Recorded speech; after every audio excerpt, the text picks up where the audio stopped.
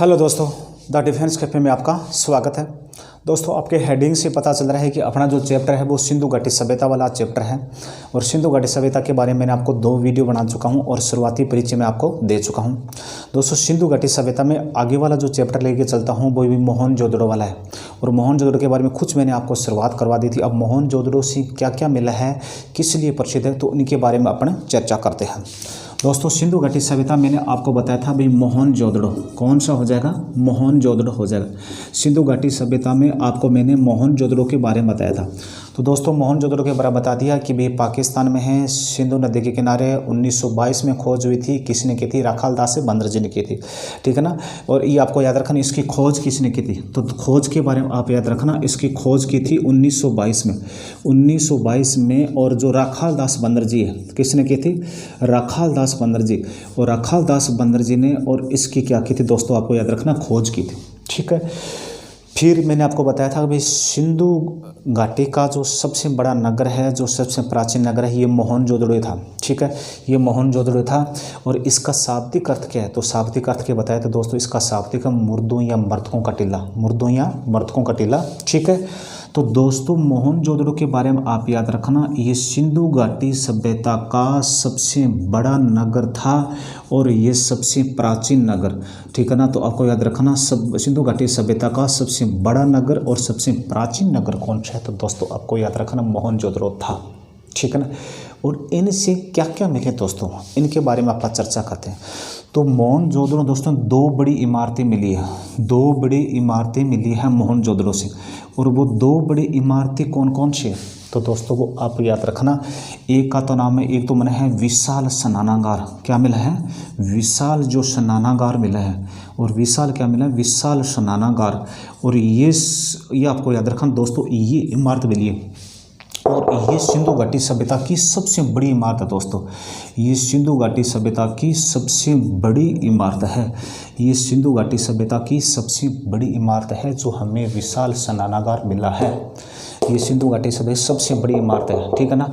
और ये सिंधु घाटी सभ्यता एक आश्चर्यजनक इमारत है। इसको एक मतलब इतिहासकारों ने आश्चर्यजनक इमारत कहा था भाई, प्राचीन एक आश्चर्यजनक इमारत कहा था, ठीक है।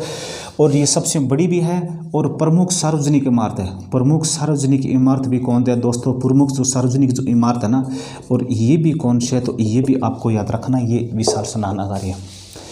विशाल स्नानागार के बदले में एक बड़ी इमारत और मिली है और उसका नाम क्या है दोस्तों? उसका नाम है अन्नागार। क्या नाम है? अन्नागार। ये अन्नागार भी इमारत कहाँ से मिली है, तो बता देना सर, ये अन्नागार इमारत भी हमें मोहनजोदड़ो से मिली है। ये 2 बड़ी इमारतें हैं, एक तो विशाल स्नानागार और ये अन्नागार। ये दोनों के दोनों दोस्तों कहाँ मिली है, तो आपको याद रखना सिंधु घाटी सभ्यता से इमारतें मिली है, ठीक है दोस्तों। फिर देखिए दोस्तों, फिर दोस्तों आगे अपन चले।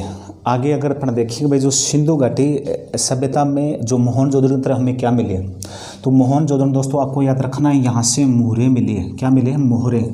मतलब यहाँ से क्या मिली है? सील मिली है, यहाँ से मोहरे मिली है। और ये मोहरे किसकी बनी हुई थी दोस्तों, तो बता देना कि दोस्तों ये मोहरे सैलखड़ी की बनी हुई थी। किसकी बनी हुई थी? सिंधु घाटी सभ्यता में जो मोहरे बनी हुई है वो किसकी बनी हुई थी, तो क्लियर याद रखना कि वो मोहरे सैलखड़ी की बनी हुई थी। किसकी बनी हुई थी? मोहरे वो सैलखड़ी की बनी हुई थी। मोहरे कैसी थी दोस्तों, तो मोहरे दोस्तों आपको याद रखना, ये क्या थी? ऐसी थी, ठीक है ना, वृत्ताकार थी। और ये क्या थी? आयताकार थी या वृत्ताकार थी। और यह कैसी थी? बेलनाकार थी। मतलब सिंधु घाटी सभ्यता की मोहरें कैसी थी? वृत्ताकार थी, आयताकार थी, यानी वर्गाकार थी, आयताकार थी, वृत्ताकार थी और बेलनाकार थी। ये इस प्रकार की मोहरें मिली हैं सिंधु घाटी सभ्यता से, ये आपको क्लियर याद रखना, ठीक है। मोहरें किसकी बनी हुई थी? सैलखड़ी की बनी हुई थी। किसकी बनी हुई थी? सैलखड़ी। इसके अलावा यहाँ एक कांस्य निर्मित, यहाँ सिंधु घाटी सभ्यता की कांस्य निर्मित, तो दोस्तों आपको यह कहते हैं कांस्य निर्मित एक नर्तकी की मूर्ति मिली है, ठीक है ना। कांस्य निर्मित नर्तकी की जो मूर्ति है और वो कहाँ से मिली है दोस्तों? कांस्य निर्मित जो नर्तकी की मूर्ति है वो सिंधु घाटी सभ्यता से मिली है। कहाँ से मिली है? सिंधु घाटी सभ्यता से कांस्य निर्मित नर्तकी की मूर्ति मिली है, जो सिंधु घाटी सभ्यता की सर्वश्रेष्ठ मूर्ति है। मूर्ति कला का जो सर्वश्रेष्ठ जो उदाहरण है ना, वो कांस्य की नर्तकी की मूर्ति दोस्तों मिली है। ये है दोस्तों मोहनजोदड़ो वाले, मैंने टोटल विशेष बता दी। और कंटेंट कैसा लगा तो दोस्तों अपने दोस्तों को शेयर करना। जय हिंद, जय भारत।